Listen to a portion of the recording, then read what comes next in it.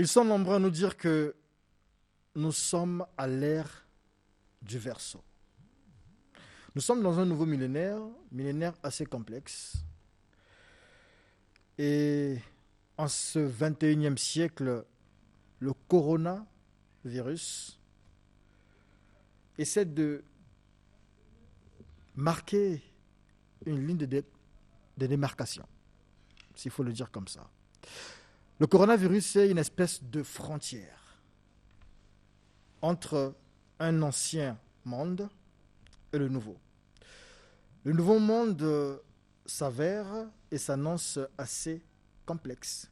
C'est le monde de la technologie. Mais nous n'en sommes pas là, nous allons parler aujourd'hui de l'Église. Quel type d'Église pour ce siècle assez bizarre? Pour en parler, deux hommes d'Église, l'évangéliste Gaspard Lioko Mboko, bonjour. Bonjour mon très cher frère. Vous êtes sans Église? J'ai une église. C'est laquelle? Et je suis dans le ministère par mon esprit. C'est le nom du ministère dans lequel D'accord. Vous priez le dimanche? Les cultes, c'est le dimanche? Nous prions également les dimanches. Les cultes sont les dimanches. D'accord. L'autre homme de Dieu ou homme d'église, c'est le révérend docteur Renaud Boris Mbota. Bonjour. Bonjour, monsieur le journaliste. Vous représentez une église? Pardon? Vous représentez une église? Oui, je fais partie de l'église, la véritable. Vous avez une église, vous allez prier le dimanche à l'église et tout ça? Bon, je n'ai pas la même définition de l'église comme les autres. C'est-à-dire, pour moi, l'église n'est pas un lieu... Vous n'avez pas d'assemblée? L'assemblée, nous nous retrouvons, oui, 2 ou 3 qui se retrouvent en son nom. Pas le dimanche, parce que tous les dimanches vous êtes ici. Bon, le dimanche n'est pas une journée instituée pour rendre un culte à Yahvé. D'accord, voilà. C'était juste pour marquer déjà les différenciations ou les différences entre la conception de l'Église ici. Et donc, je donnerai la parole en premier à l'évangéliste pour nous dire quel type d'Église pour notre siècle. Alors, je crois que merci mon cher frère, monsieur le journaliste. Je vais être en train de donner 3 petits éléments qui peut-être dans la suite on pourrait les développer. L'église, le type d'église que nous avons besoin, le tout premier, c'est une église qui marche par l'esprit, une église remplie de la puissance du Saint-Esprit et qui vit dans la personne de l'Esprit Saint, conduite par l'Esprit de Dieu. Et la deuxième partie ou le deuxième élément, c'est que ça doit être une église qui exactement est centrée sur la personne de Christ, qui témoigne de la crucifixion, la mort et la résurrection de Jésus. Et troisièmement, elle doit être une église qui est basée dans les Écritures, qui tire son socle, ses fondements de la parole de Dieu, et cette parole que le Seigneur nous a laissée par l'Esprit Saint, et au travers les apôtres, les prophètes, voilà. Donc je crois que ces 3 éléments sont des éléments que je peux mentionner comme les piliers dans lesquels je pourrais être en train de continuer à faire mention. D'accord. Docteur Renaud Boris Mbota, c'est bien dit en réalité. Bon, disons, je ne dirais pas que c'est bien dit parce que j'ai relevé certains éléments, mais d'abord en introduction, pour commencer, il faudra d'abord, pour répondre à la question, quel type d'église avons-nous besoin aujourd'hui, en ce 21e siècle? J'aimerais d'abord dire en introduction que ce qu'on appelle aujourd'hui église n'est nul autre qu'un héritage du christianisme paganisé. Le christianisme paganisé, pourquoi? Parce que lorsqu'on regarde l'église aujourd'hui, ce que l'homme appelle église aujourd'hui, et on le compare avec l'instruction biblique, ou ce que Yeshua a dit de ce que devrait être cette communauté, c'est vraiment le noir et le blanc. Pourquoi? D'abord, pour commencer, le terme d'abord église, comment est-ce que le terme église, qui est un mot grec, a-t-il fait irruption dans le message du Mashiach qui était hébreu? Ça, c'est d'abord un élément important parce que nous le savons tous que Yeshua ne parlait pas le grec. Yeshua parlait l'araméen et s'il fallait transcrire ses propos, la langue de l'écriture, c'était le hébreu. Alors, Ecclésia, lorsqu'on regarde Matthieu chapitre 16, le passage où Yeshua dit « Sur cette pierre, je bâtirai mon église », on l'a fait dire ce qu'il n'a pas dit parce qu'il n'a pas employé le terme « ecclésia ». Ecclésia désigne d'abord dans les Grecs classiques une assemblée plénière de citoyens appelés à la gestion des affaires publiques. Mais Yeshua, lorsqu'il parle, lorsqu'on prend l'écriture dans le Shem Tov, c'est-à-dire la version hébraïque du livre de Matthieu, Yeshua n'a pas utilisé le terme ecclésia, mais il a utilisé Bet Tefila. Bet Tefila qui signifie la maison. Et quand il le dit devant Pierre.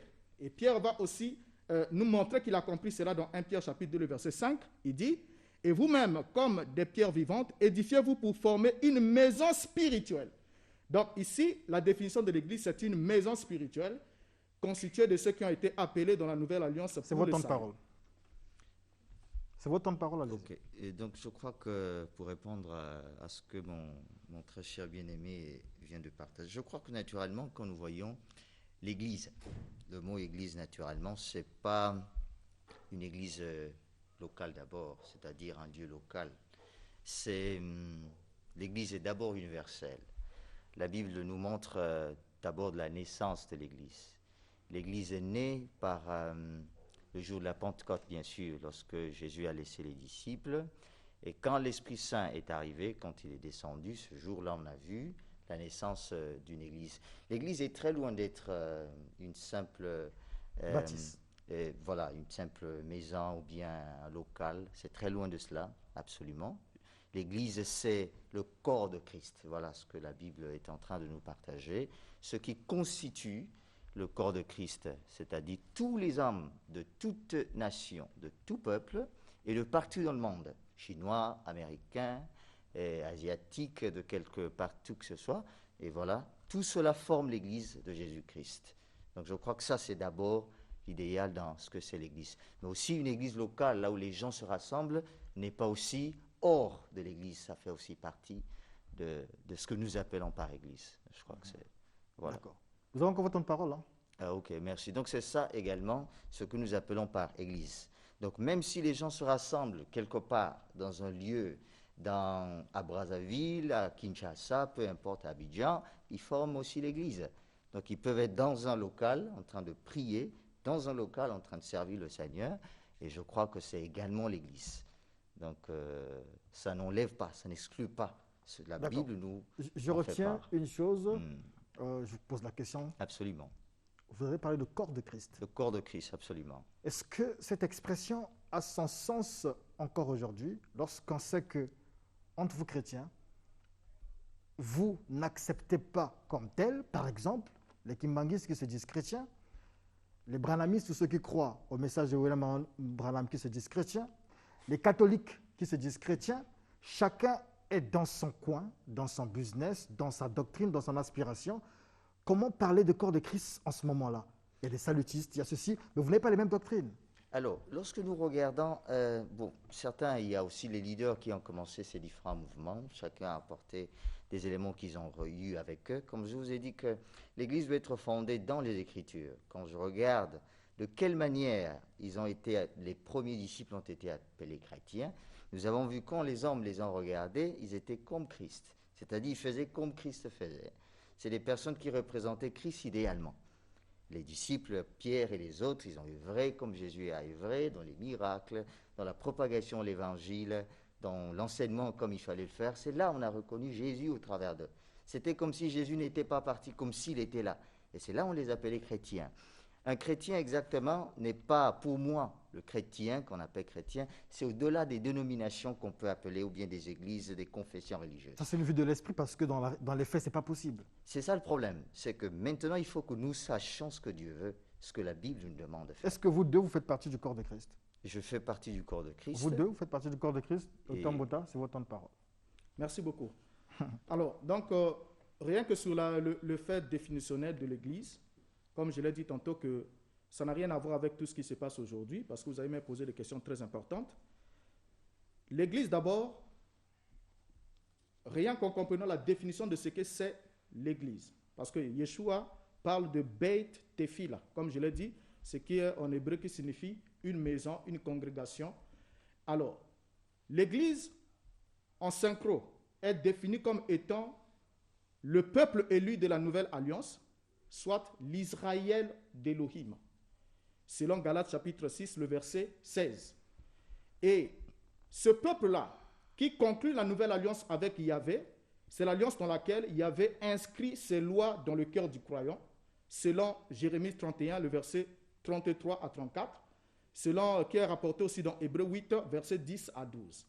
Donc, aussi longtemps qu'on n'a pas un peuple, on n'a pas des gens qui ont conclu l'alliance avec Yahvé, l'alliance sous laquelle, qui a été inaugurée par le sang du sacrifice de Yeshua, et aussi longtemps qu'on n'a pas un peuple dans lequel est inscrit les lois de Yahvé, parce que les lois doivent quitter les tables de pierre, les lois doivent être écrites dans le cœur des croyants.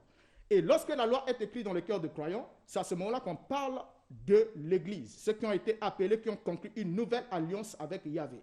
Or, tout ce qui se passe aujourd'hui n'a rien à voir avec ce qui est écrit. Parce que vous allez regarder dans le livre d'Apocalypse qui donne la conclusion, la définition même de ceux qui ont été appelés ou des saints. Apocalypse chapitre 12, le verset 17 dit « Et le dragon fut irrité contre la femme, et il s'en alla faire la guerre au reste de la postérité, à ceux qui gardent les commandements de Dieu et qui ont le témoignage de Yeshua. » Et Apocalypse 14, verset 12 dit « C'est ici la persévérance des saints qui gardent les commandements de Dieu et la foi de Yeshua. » Donc ici, là déjà, l'Église, c'est là où Christ se trouve. Et là où Christ se trouve, c'est là où la loi est inscrite dans le cœur des croyants. Alors, lorsque la loi est inscrite, l'Église devient alors, comme dit l'apôtre Paul, il dit dans 1 Timothée 3, verset 15, il dit que l'Église est la maison de Dieu, qui est l'Église du Dieu vivant, la colonne et l'appui de la vérité. Lorsque je répondrai la parole, j'expliquerai quelle est la vocation de l'Église et on verra si réellement ce qui se passe aujourd'hui a quelque chose à voir avec l'Église. Absolument. Donc, je vais maintenant avancer encore plus en avant. L'Église, c'est la colonne de la vérité. C'est-à-dire, c'est le lieu où réellement la vérité doit avoir sa place, doit s'exprimer et doit impacter au niveau des nations. Aujourd'hui, dans le monde actuel, là où nous nous trouvons, dans ce siècle-ci, nous sommes en train d'aller, on ne sait pas jusqu'à quel siècle, mais aujourd'hui, naturellement, l'Église, les hommes et les femmes de partout dans le monde, que ce soit dans des églises où nous appelons les assemblées locales, que ce soit à l'Église universellement, nous devrions savoir ce que Christ, qui est la tête du corps, ou bien qui est le chef de l'Église, a besoin. C'est lui Dieu, Christ c'est Dieu. Jésus-Christ est Dieu. Ah, d'accord, okay, d'accord. Il est également, la Bible nous le dit. Et Jésus-Christ a laissé une église et nous a donné une mission, une recommandation. Alors, il nous a dit d'aller, de faire de toutes les nations ses disciples, travailler. Il nous a demandé de quoi il faut faire. Mais une chose importante qui aujourd'hui manque dans le socle de la vie ecclésiastique, c'est que les hommes et les femmes ne considèrent pas la personne de l'Esprit de Christ, donc le Saint-Esprit, pour faire avancer l'Église ou pour les aider à accomplir la mission qu'ils ont plutôt, et l'œuvre à laquelle ils ont été mis à part. L'Église, c'est les hommes et les femmes mis à part pour une œuvre à donner, mis à part pour prêcher Christ au monde entier, mis à part pour œuvrer à l'honneur et pour la gloire de Jésus-Christ. Donc je vois ici, l'Église doit s'affaisser sur la personne de l'Esprit Saint. Car Christ a dit, les disciples ont vu Jésus ressuscité. Mais Jésus a dit, ne partez pas. Ils devaient aller témoigner parce qu'ils ont vu, ils ont touché. Mais il dit, n'allez pas jusqu'à ce que le Saint-Esprit vienne. Et quand il surviendra sur vous, c'est alors, seulement alors, que vous serez mes témoins.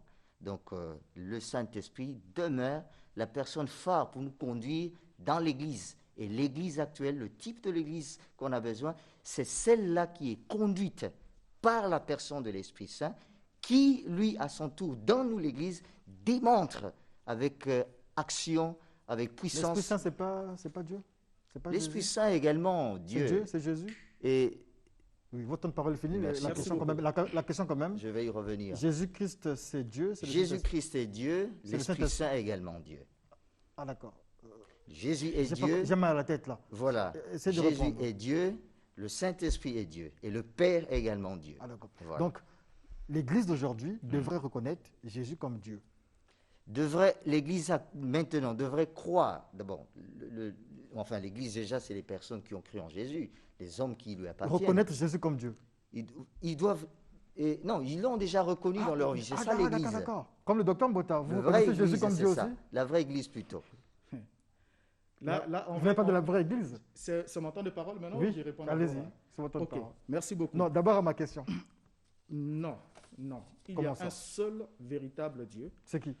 Et la Bible est claire, Jean 17, verset 3, qui dit « Or la vie éternelle est qu'ils te connaissent, toi, le seul vrai Dieu, et celui que tu as envoyé, Yeshua HaMashiach. » Donc déjà, vous voyez, c'est là où je dis que l'Église à l'authentique. L'Église authentique était d'abord la colonne et l'appui de la vérité. Ça, c'est très, très important.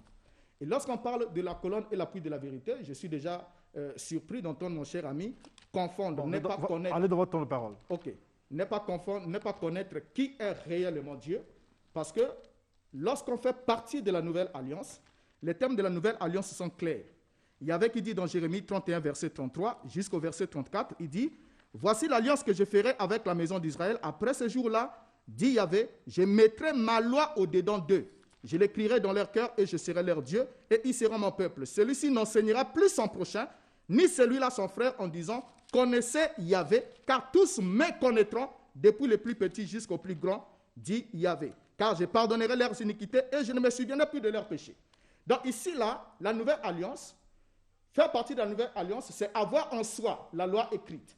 Et lorsque la loi est écrite dans le cœur d'un croyant, le premier commandement de la loi dit « Je suis Yahvé ton Elohim, tu n'auras pas un autre Elohim devant ma face. » Donc ça, c'est le tout premier commandement. Et je suis surpris lorsque je vois quelqu'un qui dit faire partie de l'église du Mashiach, n'est pas savoir que seul le Père est le seul vrai Dieu, parce que Yeshua lui-même le dit, la vie éternelle est qu'ils te connaissent toi, le seul vrai Dieu est celui que tu as envoyé, Yeshua HaMashiach. Donc ça, c'est la vision qu'avait l'église primitive, l'église lors de sa naissance. Et déjà ici, il est bien précisé, dit, personne n'enseignera à son prochain en disant, connaissez Yahvé, car tous me connaîtront. Parce qu'on ne peut pas avoir la loi écrite en soi, les commandements écrits en soi, et avoir une confusion sur la divinité. Le problème sur la divinité est rentré lorsque l'Église est tombée dans les mains des hommes au concile de Nicée. C'est à partir de ce moment-là que le véritable monothéisme pur que défendaient les apôtres, qui reconnaissaient que Yahvé était le seul Elohim et que Yeshua était son serviteur, a connu un problème où il fallait disséquer le Dieu unique en 3 fractions et en faisant de lui le Père, le Fils, le Saint-Esprit. C'est à partir de ce moment que l'Église est rentrée dans le début d'un chaos infernal, jusqu'à ce que cela accouche ce que nous voyons aujourd'hui, toute une gamme de confusion, parce que quand on ne fait pas partie de cette alliance et que la loi n'est pas écrite en soi, on n'a pas la connaissance du seul vrai Dieu, on n'a pas la vie, on ne fait pas partie de la bête téphila. Merci beaucoup. La Bible dit, parce que nous nous basons sur cette parole qui est la vérité. On vous écoute, nous on ne connaît pas ces choses-là. Et la Bible dit que la vie éternelle, c'est qu'ils te connaissent toi, le vrai Dieu, et celui que tu as envoyé. C'est-à-dire qu'ils connaissent toi, le Père, qui est envoyé, comme Jésus dit dans Jean 3,16. Car Dieu a tant aimé, la Bible dit plutôt dans Jean 3,16, car Dieu a tant aimé le monde qu'il a donné son Fils unique. Ah, ça dit que... Afin que... Je comprends pas. Bon, allez-y. Afin que quiconque croit en lui ne périsse point, mais qu'il ait la vie éternelle.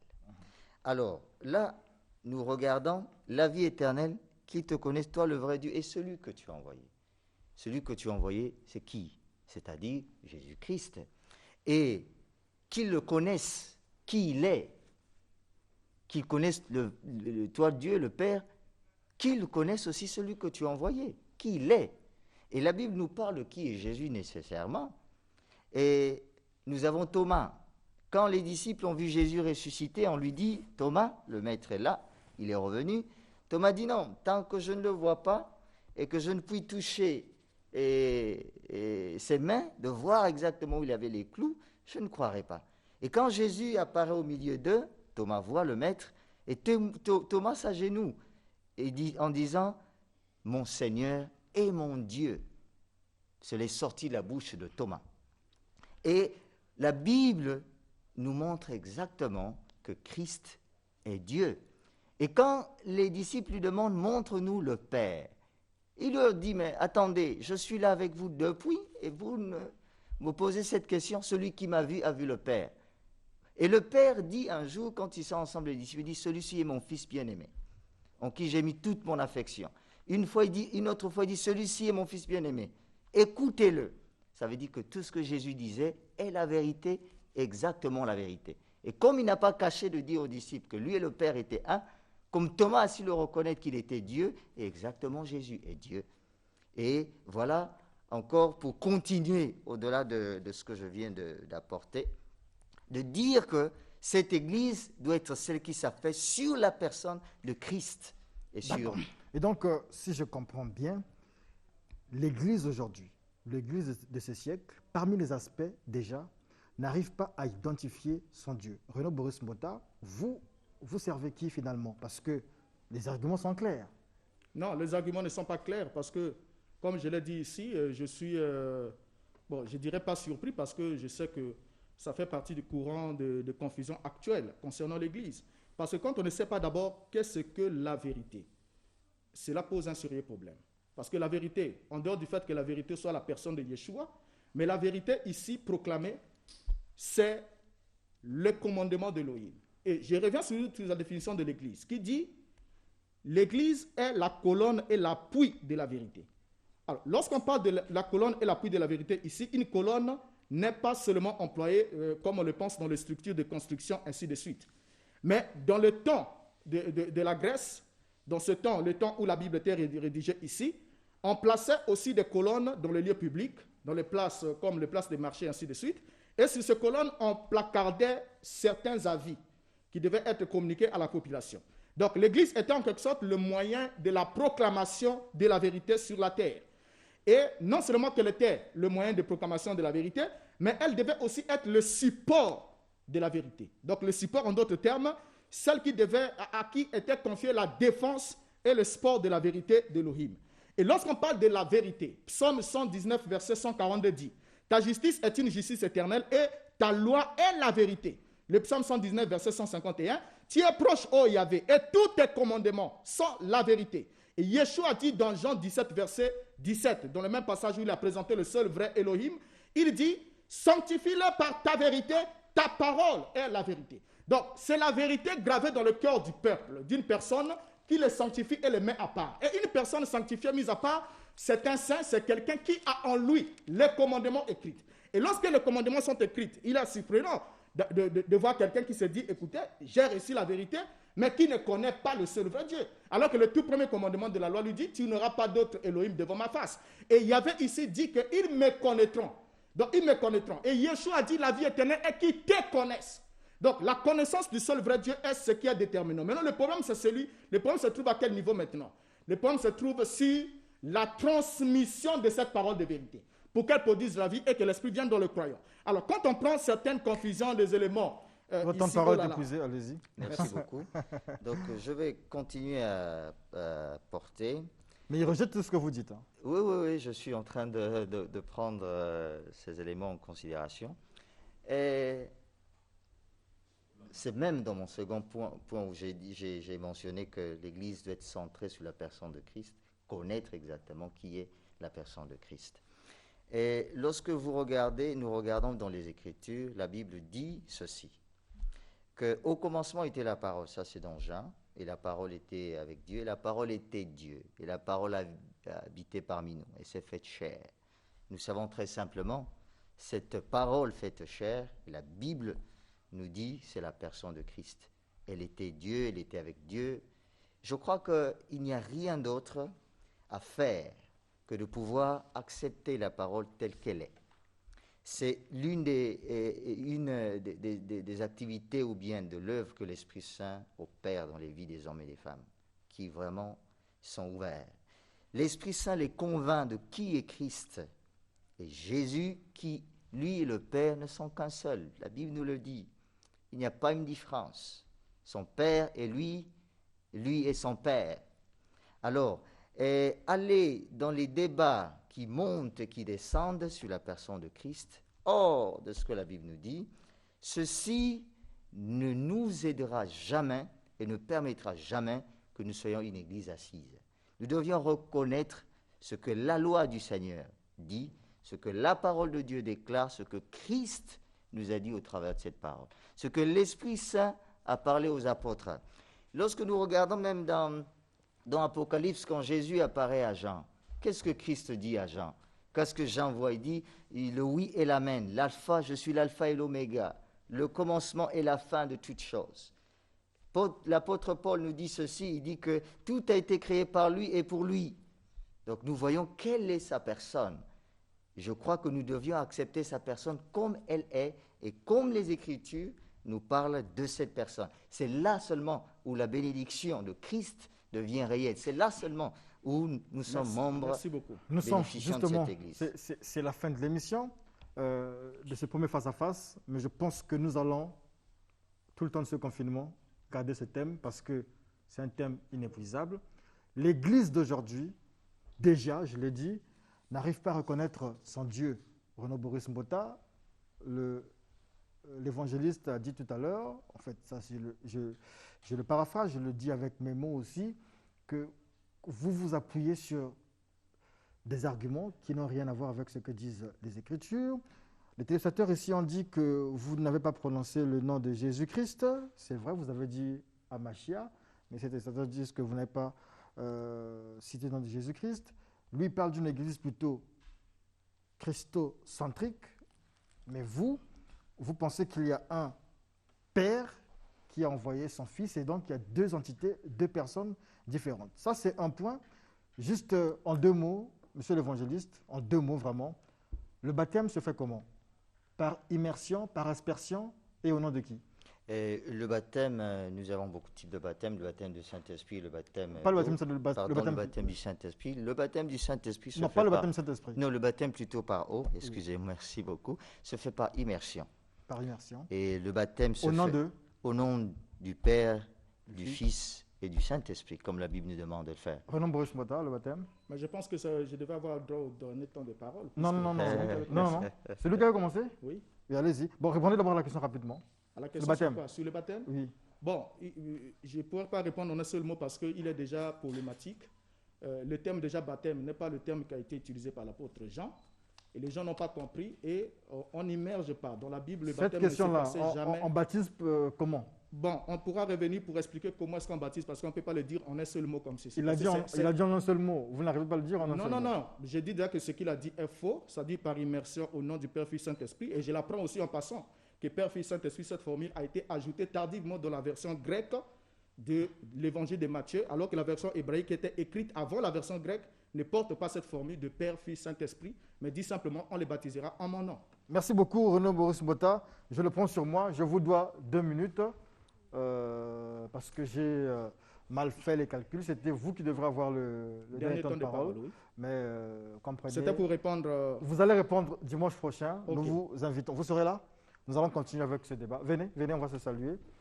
Désormais, on se salue comme ça. Voilà. Et ça sont mes Samaras, venus depuis le Gabon. Voilà, je porte. Voilà, donc nous continuons le face-à-face dimanche prochain avec le même thème, avec les mêmes invités. Studio 210 continue, en réalité c'est la fin, mais nous entrons dans notre deuxième moment, donc le culte, le spécial culte, avec le pasteur Miouna, ensuite avec l'église kimondiste.